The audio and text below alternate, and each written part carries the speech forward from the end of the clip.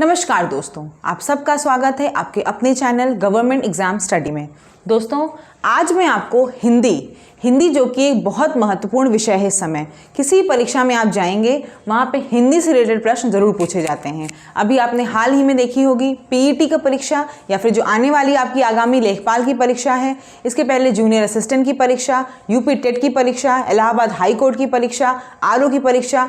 किसी परीक्षा में आप जाएंगे, हिंदी से रिलेटेड क्वेश्चन जरूर आते हैं और कुछ टॉपिक से क्वेश्चन ही हमेशा पूछे जाते हैं। जैसे कि स्वर व्यंजन से रिलेटेड क्वेश्चन पूछे जाते हैं कि कौन सा स्वर किस स्थान से बोला जाता है, या फिर पूछा जाता है कौन सा व्यंजन अंतःस्थ व्यंजन है, ऊष्म व्यंजन कौन से हैं। आपसे अलंकार के बारे में पूछा जाता है, कौन सा अलंकार है, समास कौन सा है, संधि कौन सी है, कारक कौन सा है। यही सब क्वेश्चन आपके हमेशा आते हैं और आपको क्या होता है, हर बार उन सब में कंफ्यूजन होती है। तो आज यहाँ पे इस वीडियो के द्वारा मैं आपको चाहूँगी बताना कि ऐसे हिंदी के कुछ क्वेश्चंस, कुछ टॉपिक आपके कवर कर दें जिससे कि एग्जाम में कंफ्यूजन बिल्कुल नहीं हो। जब भी आप एग्जाम देने जा रहे हो, एक बार ये वीडियो देख लें जिससे कि आपकी सब चीज़ें तुरंत रिवाइज हो जाएं।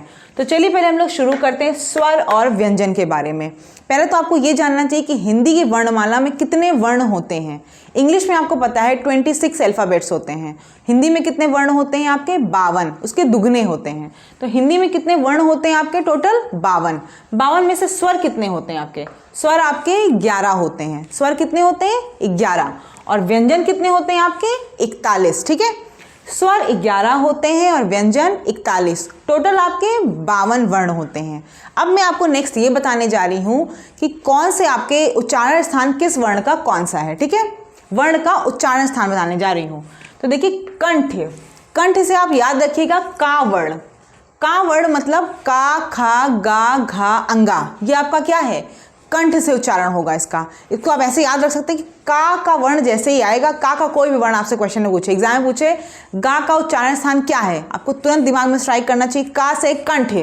यानी कंठ जो आपका स्थान है वो क्या है? कंठ वाला का से है। ठीक है, कंठ का से है। और आपका छोटा आ और बड़ा आ, ये दो स्वर भी आपके कंठ से ही बोले जाते हैं। ठीक है, छोटा आ बड़ा आ भी कंठ से है, और बाकी आपका का कंठ हमेशा याद रखना है, भूलना नहीं है ना, कोई कंफ्यूजन होना है। अगला याद करिए, उसके बाद क्या है आपका?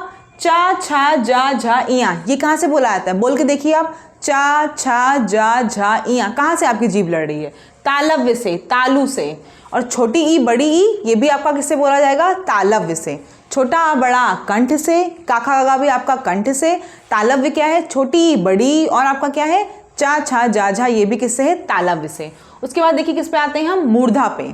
मूर्धा से क्या होगा? मूर्धा से आपका है टा, ठा, डा, ढा, णा। ठीक है, ये किससे आपका है? मूर्धा से। और मूर्धा से क्या होगा? री। और आपका क्या है? टा, ठा। बोल के देखिए, टा किससे कहाँ जीभ लग रही है आपकी? मूर्धा पे। टा, ठा, डा, ढा, अणा, ये क्या है? मूर्धा। उसके बाद किस पे आते हैं? दंत पे। अब बोल के इसको भी देखिए आप। ता, देखिए जीभ आपकी दांतों पे अब लड़ रही है, तो क्या हुआ? दंत। तो ये याद नहीं करना आपको, ये तो आपको एकदम पता चल जाएगा। दंत मतलब जैसे बोल के आप देखोगे, ता, था, दा, धा, ना। दंत से बोल रहे हैं, मतलब जीभ आपकी कहाँ पे लड़ रही है? दांतों से। तो ता, था, दा, धा, ना का उच्चारण स्थान क्या है? दंत। उसके बाद देखिए ओष्ठ। ओष्ठ से आपका कौन सा स्वर है? ऊ, बड़ा ऊ। छोटा ऊ, बड़ा ऊ। आप किससे बोल रहे हो? आप ओष्ठ से। देखिए ओठ का मूवमेंट आपके हो रहा है कि नहीं? ओष्ठ से। छोटा ऊ, बड़ा ऊ। और सेम ऐसे ही आपका क्या होगा? पा, फा, बा, भा, मा। ये क्या है आपका? ये भी ओष्ठ है। ठीक है, बोल के देखिएगा। जब मैं बोल रही हूँ आपको, साथ में आपको ही बोल के देखना, तो आप भूलेंगे नहीं, आपको हमेशा एग्जाम में याद रहेगा, कभी कंफ्यूजन नहीं होगा। पा, फा बोल के देखें, आपको दिख रहा होगा कि यहाँ ओठ का मूवमेंट हो रहा है, तो ये क्या हो गया आपका? इसका उच्चारण स्थान ओष्ठ। ठीक है, उसके बाद देखिए ए और ए, ये किससे होता है? कंठ तालु से। ए किससे है आपका? कंठ तालु। ए। ठीक है, ऐसे कंठोष्ठ किससे है? कंठोष्ठ। कंठ के साथ साथ ओठ, वो किससे है आपका? ओ औ। कंठोष्ठ किससे है? ओ औ। ठीक है, तो देखिए यहाँ तक फिर से हम रिवाइज कर लेते हैं। स्वर कितने हैं हमारे? 11। व्यंजन कितनी है? 41। टोटल कितने वर्ण हैं? 52। अब मैं पूछूं का वर्ण का स्थान क्या है? का वर्ण का स्थान कंठ है, और उसके साथ साथ किसका है? स्वर का कौन से? छोटा आ बड़ा, उसका भी कंठ है। फिर तालव्य का क्या है? चा, छा, जा, झा, इया तक, और छोटी ई बड़ी ई। फिर मूर्धा का क्या है? टा, ठा, डा, ढा, णा और री। और फिर क्या है आपका? दंत, दांतों से। ता, था, दा, धा, ना। फिर ओष्ठ से क्या है? छोटा ऊ, बड़ा ओ, और पा फा बा भा मा, देखिए ओस्ट का यूज हो रहा है। फिर कंठ तालु, कंठ तालु क्या है, ए, कंठोष्ठ है, कंठ के साथ साथ होठों का यूज कहाँ पे हो रहा है, ओ औ। कंफ्यूजन कोई नहीं होगी, एक दो बार आप पढ़ेंगे, खुद से बोल के देखेंगे, मैं आपको एकदम गारंटी दे रही हूँ, आप एग्जाम में कभी रिवाइज भी नहीं करेंगे तो कंफ्यूज नहीं होंगे। किसी भी एग्जाम में जाएंगे, कभी भी कोई 2 साल बाद भी पूछेगा, बता लेंगे इस चीज़ को, ठीक है। और अभी तो आपके एग्जाम बहुत ढेर सारे आने वाले हैं। आगे देखिए फिर अंतःस्थ व्यंजन, ये कौन से होते हैं, ये 4 होते। अब आपके हम आते हैं अंतःस्थ व्यंजन पे। अंतःस्थ व्यंजन में क्या है, वो आपके 4 हैं, या रा ला वा। कौन कौन से हैं, 4 हैं, या रा ला वा। उसके बाद कौन सा आता है, ऊष्म व्यंजन, ठीक है। ऊष्म व्यंजन इसका क्या है, 4 है, शा सा शा हा, ठीक है। ये आपके 4 हैं, देखिए शा शा सा हा, ठीक है। उसके आपके 2 होते हैं आगत व्यंजन। आगत व्यंजन में 2 क्या है, जा के नीचे डॉट, और फा के नीचे भी डॉट, ठीक है। ये आपका क्या है, आगत व्यंजन। फिर आपके 4 ही संयुक्त व्यंजन भी होते हैं। संयुक्त व्यंजन का मतलब क्या होता है, ऐसे व्यंजन जो 2 वर्णों से मिलके बनाए जाते हैं उन्हें हम बोलते हैं संयुक्त व्यंजन। जैसे आपका छा किससे मिलके बनता है, का प्लस शा, षटकोण वाला शा, का प्लस शा से मिलता है क्या, छा। फिर आपका त्रा है, त्रा किससे मिलता है, ता प्लस रा, ता प्लस रा, ठीक है। ये भी आपका संयुक्त व्यंजन हुआ। फिर क्या है, ज्ञा किससे मिलके बनता है, जा प्लस इया, जा प्लस इया क्या होगा, ज्ञा। फिर क्या है, श्रा, श्रीमान श्रीमती, ये श्रा किससे मिलके बनता है, शा प्लस रा, ये क्या हुआ, श्रा। उसके आपका लास्ट में है उत्क्षिप्त व्यंजन। वो क्या होते हैं, डा और रा, डा के नीचे डमरू वाले उसके नीचे बिंदी, और आपकी ढपली के नीचे बिंदी, ठीक है। अब हम यहाँ से फिर से देख लेते हैं एक बार, अंतःस्थ व्यंजन कौन से हैं, 4 हैं, या रा ला वा। ऊष्म व्यंजन भी आपके 4 हैं, शा सा शा हा, षटकोण वाला भी सा, सपेरा वाला भी सा, और शलजम वाला भी सा, और हा, ठीक, ऊष्म व्यंजन है। आगत व्यंजन आपके 2 हैं, जा और फा। उसके संयुक्त व्यंजन आपके कौन से हैं, ऐसे आपके व्यंजन जो 2 वर्णों से मिलके बनते हैं। ऐसे छा आपका किससे मिलके बनेगा, का प्लस शा, षटकोण वाले से, और त्रा ता प्लस रा से, ज्ञा जा प्लस इया से, और श्रा शा प्लस रा से। उत्क्षिप्त व्यंजन आपके क्या होते हैं, डा और ढा के नीचे ढपली के नीचे आपके बिंदी रहेगी। अब हम आते हैं नेक्स्ट टॉपिक, कारक पे। देखिए थोड़ा जल्दी करना है, क्योंकि आपको सिर्फ ये करना है इससे कि रिवीजन करना है। आप जैसे एग्जाम हो, एग्जाम के पहले आपको उसको देख लेना है, जैसे क्वेश्चन आए तो गड़बड़ नहीं होनी है। कारक कितने होते हैं, कारक हमारे 8 होते हैं। ये सबको पता होगा, कर्ता ने कर्म को करण से संप्रदान के लिए अपादान संबंध काके की के अधिकरण में पर, और संबोधन हे हो अरे। इसको हम समझाते हैं क्या होता है कर्ता कारक। तो कर्ता कारक वो होता है जिस कारक में जो इफेक्ट आए वो कर्ता पे आए। जैसे मैंने कहा कि राम खाता है, तो इसमें देखिए ने है भी नहीं, लेकिन ये कर्ता कारक है। क्यों, क्योंकि राम खाता है, तो इसमें इफेक्ट किस पे आ रहा है, राम पे ही तो आ रहा है। राम खाना खाता है, राम खाता है, किस पे आ रहा है, राम हंसता है, राम गाता है, इफेक्ट किस पे आ रहा है आपका, राम पे आ रहा है। तो ये क्या है आपका कर्ता कारक है। या फिर मैंने बोला कि राम ने पुस्तक पढ़ी, यहाँ पे आपका ने आ गया है, राम ने पुस्तक पढ़ी, तो ये कर्ता कारक है। क्यों, क्योंकि राम ने पुस्तक पढ़ी, तो इफेक्ट किस पे आ रहा है पुस्तक पढ़ने का, राम पे, तो ये क्या है आपका कर्ता कारक। दूसरा आपका क्या है, कर्म को, है ना। कर्म में क्या होता है, जो आपकी इफेक्ट आती है कारक की, वो किस पे आती है, उसका प्रभाव किस पे पड़ता है, कर्म पे पड़ता है। जैसे मैंने बोला कि राम ने रावण को धनुष से मारा, तो देखिए इसमें क्या किया, राम ने मारा तो रावण को, लेकिन राम ने मारा तो किसको, धनुष से, लेकिन रावण को मारा, तो यहाँ पे इफेक्ट किस पे आ रहा है, रावण पे आ रहा है। मरने का इफेक्ट किस पे आ रहा है, रावण पे, तो ये क्या होगा, कर्म कारक। ऐसे दूसरा एग्जाम्पल देखते हैं। मान लीजिए मैं बोलूँ अध्यापक ने छात्रों को पढ़ाया, तो ये देखिए कर्ता कारक तो नहीं है ना, इफेक्ट पढ़ाने का किस पे आ रहा है, कर्म पे आ रहा है, छात्रों पे आ रहा है। अध्यापक किसको पढ़ा रहा है, छात्रों पे को, तो ये क्या है, कर्म कारक। फिर से बता देती हूँ, कर्ता और कर्म में देख लीजिए, कर्ता कारक में क्या होता है, प्रभाव कर्ता पे पड़ता है। जैसे मैंने कहा कि सीता पुस्तक पढ़ती है, तो सीता क्या है, सीता पुस्तक पढ़ती है, तो पुस्तक पढ़ने का प्रभाव किस पे आ रहा है, सीता पे। लेकिन मैं ये बताऊं अगर कि सीता ने बच्चों को पुस्तक पढ़ाई, तब ये क्या है आपका कर्म कारक, क्योंकि जो आप पुस्तक पढ़ा रही है सीता, वो किस पे इफेक्ट आ रहा है, बच्चों पे। बिल्कुल सही। कर्ता और कर्म समझ में आ गया होगा। करण पे आइए। करण का मतलब क्या होता है, से या के द्वारा, ठीक है। किसी चीज़ के द्वारा कोई चीज़ होती है उसे हम बोलते हैं करण से। जैसे मैं बोलूँ मैं बस से ऑफिस जाता हूँ, तो यहाँ पे कैसे आप ऑफिस जा रहे हो, बस से, किसी चीज़ के द्वारा जा रहे हो। तो करण से में कन्फ्यूज़न होना ही नहीं आपको, जहाँ पे से आए, अच्छा हाँ 2 से आते हैं, ठीक है। तो करण से में क्या आपको दिखेगा कि आप किसी चीज़ का इस्तेमाल कर रहे हो, किसी चीज़ के द्वारा कोई काम हो रहा है, तब करण आता है। सिर्फ से दे के मत मार देना कि से दिखा तो आप करण मार दो, बिल्कुल नहीं, क्योंकि अभी से आपका एक और जगह आने वाला है।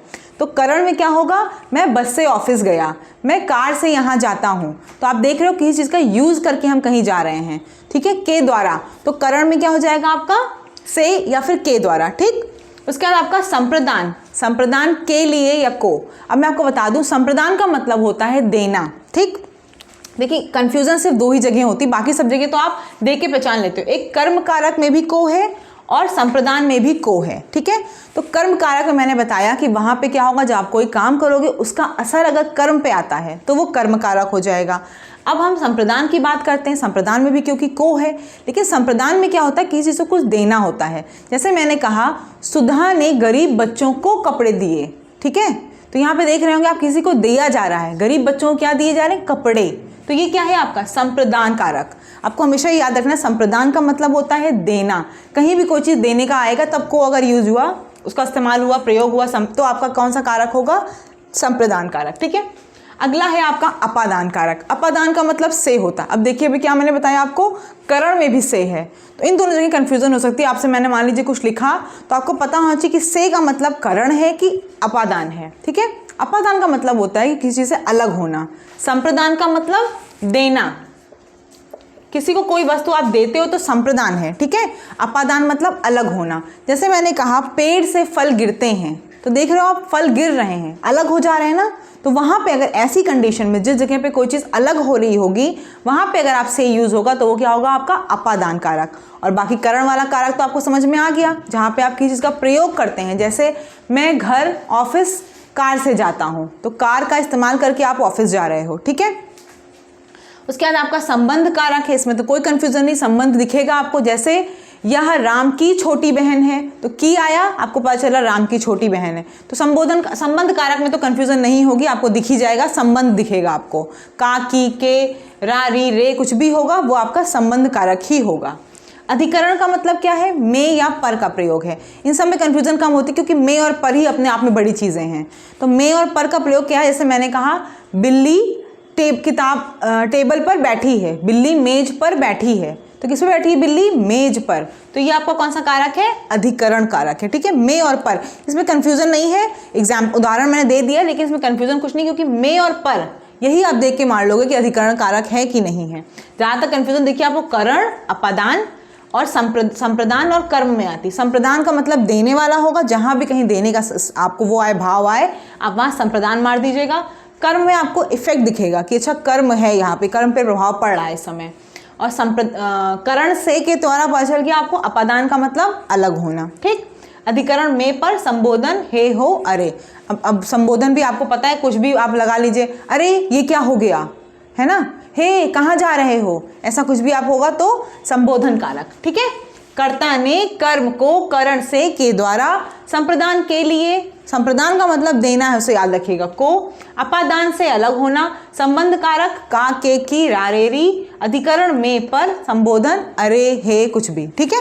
समझ में आ गया होगा इतना। चलिए नेक्स्ट हम लोग आते हैं अपने समास पे। देखिए समास, ये सब आपके बहुत इंपॉर्टेंट टॉपिक्स हैं, जितने भी मैं कवर करा रही हूँ यहाँ पे। एग्जाम्स में अगर आप इतना पढ़ के जाएंगे तो मैं बता रही हूँ आपको, इससे ज़्यादा कंफ्यूजन होना ही नहीं है। बस आपको फिर क्या करना है, इसके बाद थोड़े प्रैक्टिस सेट लगा लेने हैं, जो हम लोग करवाएंगे यहाँ पे।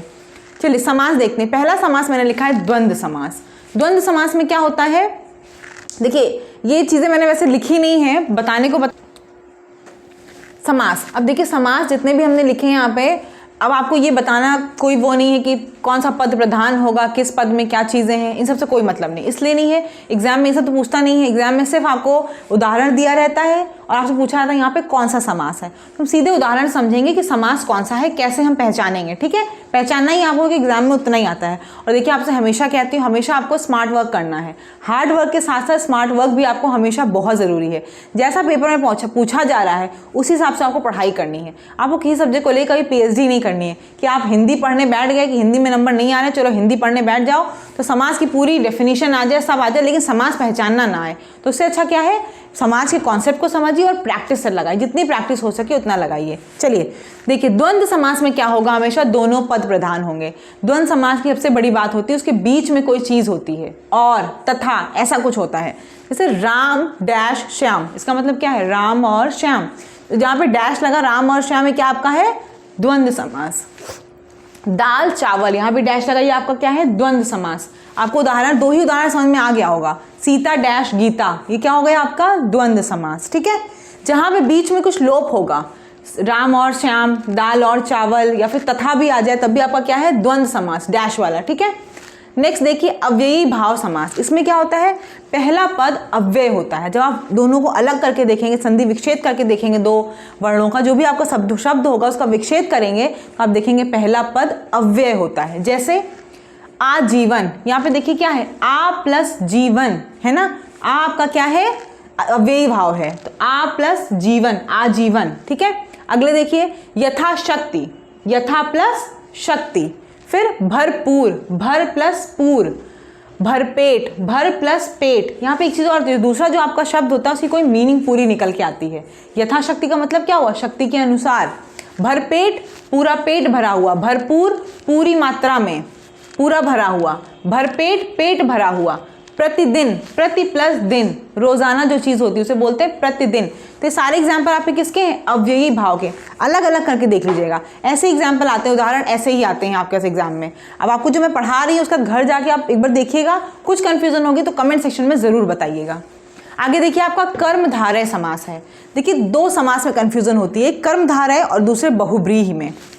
मैं एकदम क्लियर कर दे रही हूँ आपको। कर्मधारय समास जो होता है उसका मतलब कुछ निकलेगा, लेकिन उसका मतलब अर्थात में नहीं जाता है। बहुब्रीहि समास आपका अर्थात में चला जाता है। ठीक है, जैसे बहुब्रीहि समास जो होता है वो ज़्यादातर देवताओं के नाम के लिए यूज़ किया जाता है, उन्हीं के लिए प्रयोग होता है। तो जैसे मैं आपको पहले बहुब्रीहि समास समझा देती हूँ। बहुब्रीहि समास क्या है, पहला त्रिलोचन। त्रिलोचन मतलब क्या हुआ, त्रि प्लस लोचन, तीन नयन है जिसके, अर्थात शिव, अर्थात निकल रहा है ना यहाँ पे। अगला देख लीजिए अंशुमाली। अंशुमाली मतलब क्या हुआ, अंशु मतलब क्या होता है, अंशु मतलब क्या होता है, किरणें। माली है जिसकी किरणें, अंशुमाली, माली है जिसकी किरणें। किसकी किरणें माली हैं, अर्थात सूर्य। ये सूर्य का पर्यायवाची भी होता है अंशुमाली। तो ये आपका पता चल गया अर्थात निकल रहा है। उसके बाद एक और देख लेते हैं, चक्रधर, चक्र को जिसने धारण किया हुआ है, अर्थात विष्णु। तो देखिए यहाँ पे बहुब्रीहि समास में हमेशा एक अर्थात निकलेगा। ठीक है, और ये ज़्यादातर बहुब्रीहि समास जब भी होगा तो आपको पता चल जाएगा वहाँ पे देवताओं का ही नाम होता है। अब देखिए कर्मधारय समास में नील गाय, नीली गाय, लेकिन कुछ अर्थात नहीं निकलेगा। नीली गाय किसी भगवान विशेष की या कुछ उसका नाम नहीं होता है, तो ये क्या हो गया आपका कर्मधारय। महादेव, महान देवता, उनको बोलते हैं महादेव। फिर आपका क्या है, पुरुषोत्तम, पुरुष जो कि महान है, महा उत्तम है, उसे क्या बोलते हैं, पुरुषोत्तम। उत्तम पुरुष को पुरुषोत्तम बोलते हैं। अर्थात नहीं निकल रहा, मीनिंग जरूर डबल निकलती है कि आप दो चीज़ को बता के मिला के बताते हो एक ही। जैसे हमने बोला उत्तम पुरुष, उत्तम पुरुष क्या ले बोलेंगे, पुरुषोत्तम। ठीक है, पराई नारी के लिए पर नारी, लेकिन अर्थात नहीं निकल रहा है। ठीक है, तो कर्मधारय और बहुब्रीहि में कोई कंफ्यूजन नहीं है। अब उसके बाद हमारा द्विगु समास। द्विगु समास तो बहुत ईजी है, जहाँ भी नंबर की बात होगी वो आपका द्विगु समास होगा। जैसे पंचतंत्र, चतुर्भुज, अष्ट सिद्धि, ये सब क्या है आपका द्विगु समास है। नंबर की बात हो रही, पंचतंत्र 5, चतुर्भुज 4, अष्ट सिद्धि 8, जहाँ पे नंबर आ जाए वो आपका द्विगु समास है। फिर देखिए तत्पुरुष समास। तत्पुरुष समास में क्या होता है, जितना अभी तक आपने कारक पढ़ा था ऐसे ही तत्पुरुष समास में होता है, छुपा हुआ होता है, कारक छुपा हुआ होता है। जैसे राजपुत्र, राजा का पुत्र, तो ये तत्पुरुष समास है। जब विभक्ति करें आप तो अगर आपको बीच में कोई लोप मिले किसी कारक का, ठीक है, तो वो क्या हो जाएगा आपका तत्पुरुष समास। राजा का पुत्र, तुलसीकृत, तुलसी द्वारा कृत, भयमुक्त, भय से मुक्त। देख रहे हैं बीच में लोप दिख रहा है आपको, तो ये क्या है आपका तत्पुरुष समास। एक बार फिर से बता दे रही हूँ, द्वंद्व समास में क्या होगा, हमेशा बीच में और या तथा होगा और दोनों पद प्रधान होंगे। राम श्याम, सीता गीता, दाल चावल। अव्ययी भाव में क्या होगा, पहला पद अव्यय होगा। जब आप विभक्ति करके देखेंगे तो पहले शब्द के बाद जो दूसरा शब्द भी होगा उसकी पूरी मीनिंग होगी। जैसे यथाशक्ति, यथा प्लस शक्ति, भर पेट, भर प्लस पेट। ठीक है, कर्मधारय क्या होगा, कर्मधारय क्या होता है, जैसे आपको बोलना है नीली गाय तो आप क्या बोलोगे नील गाय, लेकिन उसमें अर्थात नहीं होता है। पराई नारी पर नारी, उत्तम पुरुष पुरुषोत्तम, ठीक है। द्विगु समास में नंबर का यूज होगा, पंचतंत्र, अष्टसिद्धि, इस तरह से। बहुब्रीहि समास में बता रही हूँ कि अर्थात आता है, जैसे अंशुमाली मैंने क्या बताया आपको, अंशुमाली मतलब माली हैं जिनकी किरणें, सॉरी हाँ माली हैं जिनकी किरणें, ठीक है। किरणें किसकी माली हैं, सूर्य की। तो अंशुमाली का क्या हो गया, अर्थात आ गया ना, तो ये आपका बहुब्रीहि समास है। चक्रधर, गजानन, ठीक है। उसका तत्पुरुष समास में क्या है, जब लोप होता है, राजा का पुत्र राजपुत्र, तुलसी द्वारा कृत तुलसीकृत, और भय मुक्त भय से मुक्त, ठीक है। समझ में आ गया आपको समास। अब हम लास्ट टॉपिक पे आते हैं अपने अलंकार पे, ठीक है। अलंकार में देखिए दो तरह के होते हैं, एक शब्दालंकार होता है, दूसरा अर्थालंकार होता है। जो मेन एग्जाम में आते हैं हमने यहाँ सिर्फ वही कवर किए हैं और सिर्फ उसी के बारे में बताऊंगी, जिससे कि आप प्रैक्टिस करें तो आपको समझ में वो चीज़ें आ जाएं। शब्दालंकार में देखिए तीन हैं, अनुप्रास, यमक और श्लेष। पहले अनुप्रास पे जाइए। अनुप्रास में क्या होता है, एक वर्ड का रेपिटेशन होता है 2 या उससे ज़्यादा बार। वर्ण का रेपिटेशन जब हो, बिना सोचे समझे अनुप्रास मार दीजिए। वैसे जनरली अनुप्रास अलंकार एग्जाम में कम ही आता है, इसलिए कम आता है क्योंकि जहाँ पे अनुप्रास अलंकार होता है वहाँ पे दूसरा कोई भी अलंकार होता है। तो अगर अनुप्रास अलंकार भी आप मारोगे तो सही ही होगा, इसलिए अनुप्रास अलंकार कम ही आता है और वो आसान भी है क्योंकि वहाँ पे क्या है, सिर्फ वर्ण की रेपिटेशन। जैसे मैं एग्जाम्पल आपको बता रही हूँ, चारु चंद्र की चंचल किरणें खेल रही हैं जल थल में। यहाँ देखिए रेपिटेशन किसका हो रहा है, चारु चंद्र, चा का रेपिटेशन हो रहा है। तो जब भी ऐसे वर्ण का रेपिटेशन हो, जैसे यहाँ पे चा और चा का हो रहा है, दो साथ में किसी पूरे पैराग्राफ में आप पढ़ेंगे, जो भी आपको दिया होगा वहाँ पे जब वर्ण का रेपिटेशन होगा लगातार, तो आप क्या मारेंगे, अनुप्रास अलंकार, ठीक है। अगला देखिए यमक अलंकार। यमक अलंकार में क्या होता है, उस पूरे में आप देखेंगे कि जो दो शब्द होंगे, सेम शब्द आपके 2 बार आएंगे, सेम आपके अक्षर नहीं, सेम ही शब्द आपके 2 बार आएंगे, लेकिन उनकी मीनिंग अलग अलग होती है। जैसे कनक कनक ते 100 गुनी, माँ दक्ता अधिकाय, या खाए बौराए नर वा पाए बौराए। देखिए यहाँ पे कनक कनक कितनी बार आया, 2 बार आया। तो यहाँ पे क्या हुआ, लेकिन इनकी मीनिंग अलग है। एक कनक का मतलब क्या होता है, सोना, और एक कनक का मतलब क्या होता है, धतूरा या भांग। तो यहाँ पे क्या मतलब है, कनक कनक ते 100 गुनी, मतलब अगर आपके पास सोने की भी अधिकता हो जाए तो आप उसको पाकर बौरा जाते हैं। बोल रही हूँ ना मैं, कनक कनक ते 100 गुनी, माँ दक्ता अधिकाय, या खाए बौराए नर वा पाए बौराए। मतलब अगर सोना भी आपको ज़्यादा मिल जाएगा तब भी आप बौरा जाओगे, और अगर आप भतूरा या भांग ज़्यादा खा लोगे तब भी आप बौरा जाओगे। तो कनक कनक 2 बार यूज़ हुआ। तो आप देखेंगे यमक अलंकार जब भी आएगा 2 बार रेपिटेशन होगी वहाँ पे वर्ड की, सेम वर्ड की, जो सेम शब्द होगा उसका 2 बार रेपिटेशन होगा, लेकिन मीनिंग अलग होगी, ठीक है। समझ में आ गया। अनुप्रास में क्या बताया मैंने, वर्ण का रेपिटेशन होगा, और यमक में क्या बताया मैंने आपको, शब्द का वो होगा आपका रिपीटेशन, ठीक है, शब्द 2 बार आएंगे। श्रेष्ठ अलंकार क्या होता है, श्रेष्ठ अलंकार में शब्द एक ही होता है, लेकिन उसी एक शब्द की मीनिंग कई होती हैं, ठीक है। उसी एक शब्द की मीनिंग मतलब उसी शब्द में छिपा हुआ होता है। श्रेष्ठ अलंकार का ही मतलब होता है छिपा हुआ, श्रेष्ठ मतलब छिपा हुआ, उसी एक शब्द में मीनिंग छुपी हुई होती। जैसे यहाँ मैंने लिखा हुआ है, जो रहीम गतिदीप की कुल कपूत गति सोए, बारे उजियारो करे बड़े अंधेरो होए। समझ में आया। जो रहीम गति दीप की, जैसी गति दीप की होती है कि अगर आप दीप आपका क्या कहते हैं अच्छे से आप बढ़ाएंगे, अच्छा है दिया मतलब सही से जल रहा है तो उजाला करेगा, लेकिन अगर सही से नहीं जल रहा है और पूरा खत्म होने वाला तो क्या हो जाएगा, अंधेरा हो जाएगा। सेम ऐसे ही क्या होता है, कपूत, कपूत मतलब अगर जो पुत्र आपका है वो अच्छा नहीं है तो क्या होता है, आपके वंश का नाश ही होगा। जैसे जैसे वो बड़ा होगा वैसे वैसे क्या होगा, आपके कुल का नाश हो जाएगा। तो यहाँ पे क्या है, जो रहीम गति दीप की, दीप से हमने क्या कर दिया, 2 चीज़ के बारे में बता दिया। किसके बारे में बता दिया, एक तो कि दीपक की जो रोशनी है उसके बारे में कि अगर उसको आप ज़्यादा बढ़ा देंगे, तेज कर देंगे, जल के खत्म हो जाएगा। दूसरा कपूत के बारे में बता दिया कि अगर जो कपूत है अच्छा पुत्र नहीं है आपका तो वंश पूरा बेकारी हो जाएगा, उसका नाम बेकार हो जाएगा। तो ये श्लेष अलंकार हुआ, एक ही के अंदर छिपा हुआ होता है, ठीक है। ऐसे एक और है आपका पानी वाला कुछ है, उसमें भी पानी का छुपा हुआ होता है, रहीमन पानी वाला देख लीजिएगा, वो भी एक है आपका, वो भी उसमें भी पानी की वजह से होता है कि पानी जैसे आपका आटे में मिलता है तो वो आपका सॉफ्ट हो जाता है। उसमें पानी की 3 मीनिंग है, वो आपका एग्जाम्पल में आता भी काफ़ी बार है, तो वहाँ भी श्लेष अलंकार होता है, ठीक है। अगला देखिए अर्थालंकार। अर्थालंकार में क्या होता है, अब अर्थ निकलेगा। अर्थालंकार में पहला देख लीजिए उपमा अलंकार। उपमा अलंकार में क्या होगा, देख के पता चल जाएगा, ज़्यादा समझने की जरूरत नहीं है। सो या सम, इन दोनों में से कोई चीज़ वहाँ लिखी हो तो आप बता देंगे उपमा अलंकार। जैसे मैंने बोला चांद सो सुंदर मुखड़ा, मतलब क्या है, मुखड़ा जो है वो क्या है, चांद सा सुंदर है, ठीक है। चांद सो सुंदर मुखड़ा, तो मैं उपमा कर रही हूँ, मतलब इतना सुंदर मुखड़ा है कि मैं उसको चंद्रमा से कंपेयर कर रही हूँ। चांद सो सुंदर मुखड़ा, तो ये आपका क्या है, उपमा अलंकार, जहाँ पे आप किसी से कंपैरिजन करेंगे। ये समझ लीजिए एक तरह से जैसे सिमिली आपने इंग्लिश में पढ़ा होगा, एज या लाइक का यूज होता है ना, एग्जैक्टली वही है यहाँ पे उपमा अलंकार। ठीक है, अगला देखिए रूपक अलंकार। रूपक अलंकार में क्या होता है, जैसा आप वहाँ पे समझिए मेटाफर होता है ना इंग्लिश में, आपका वैसा ही है कि रूपक अलंकार क्या होता है, उसका आप कंपैरिजन ऐसी किसी चीज़ से करते हैं जिससे तुलना नहीं करी जा सकती। जैसे मैंने कहा मैया मैनो चंद्र सा खिलौना ले हो। अब देखिए आपको क्या चाहिए, बच्चा क्या मांग रहा है, बच्चा मांग रहा है मुझे खिलौना चाहिए, लेकिन खिलौना कैसा मांग रहा है, चांद सा। तो वो बच्चा सुंदर खिलौना तो नहीं मांग रहा होगा, जैसे सुंदरता की कंपैरिजन तो आप कर सकते हो चांद से, लेकिन बच्चा खिलौना मांग रहा है तो खिलौना सुंदर चांद जैसा तो नहीं मांग रहा है, वो खाली चांद को देखता है, इसलिए उसको क्या लगता है कि उसे चांद जैसा खिलौना चाहिए।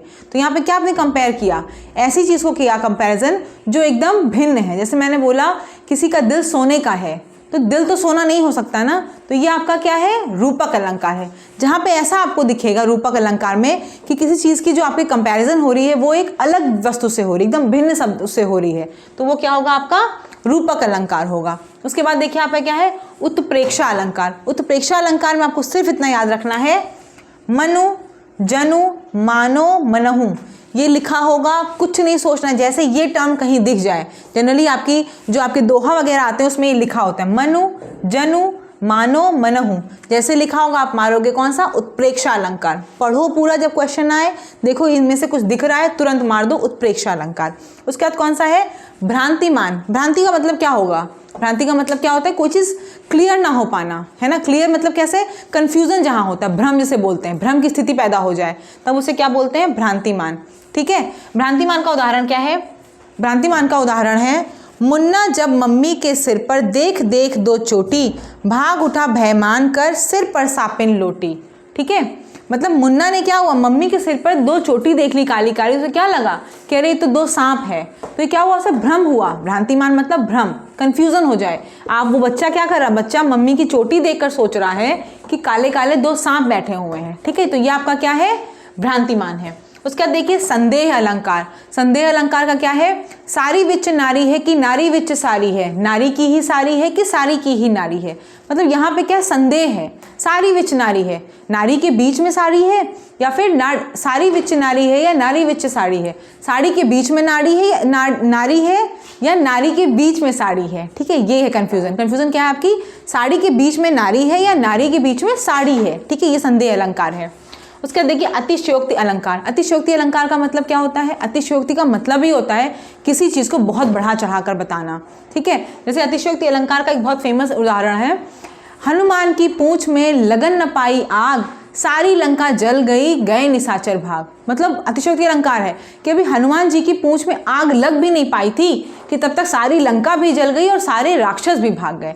तो ऐसा जब हो कि आपको लगे कि बहुत बढ़ा चढ़ा कोई अलंकार का उपयोग हो रहा है, तो वहां पे क्या होगा, अतिशयोक्ति अलंकार। ठीक है, अब मैं आपको सारे का बता देती हूँ। अनुप्रास में क्या होता है, वर्ण का रिपीटेशन। जब भी चा चा सा कोई भी वर्ण दो बार आएंगे तो क्या होगा, आपका अनुप्रास अलंकार। यमक अलंकार क्या होता है, किसी शब्द का रिपीटेशन दो बार हो, कोई भी शब्द दो बार आएंगे उससे ज्यादा बार, तो आपका क्या है, यमक अलंकार। श्लेष अलंकार में क्या होता है, छिपा हुआ, एक ही शब्द की चीजें आपकी एक ही शब्द में 3-4 अर्थ छिपे होते हैं। ठीक, उसके अर्थालंकार में, उपमा अलंकार में मैंने आपको क्या बताया, किसी चीज से आप उपमा करते हैं, जैसे चांद से सुंदर मुखड़ा, सो या सम का भी जरूर वहां पर प्रयोग होगा। रूपक अलंकार में क्या बताया, एकदम भिन्न वस्तुओं का जब आप कंपैरिजन करते हैं तो आप क्या कहते हैं, रूपक अलंकार। उत्प्रेक्षा अलंकार में तो सिर्फ 4 चीजें आपको देखनी है, मनु जनु मानो मनहु, ये लिखा है, इसका मतलब उत्प्रेक्षा अलंकार है।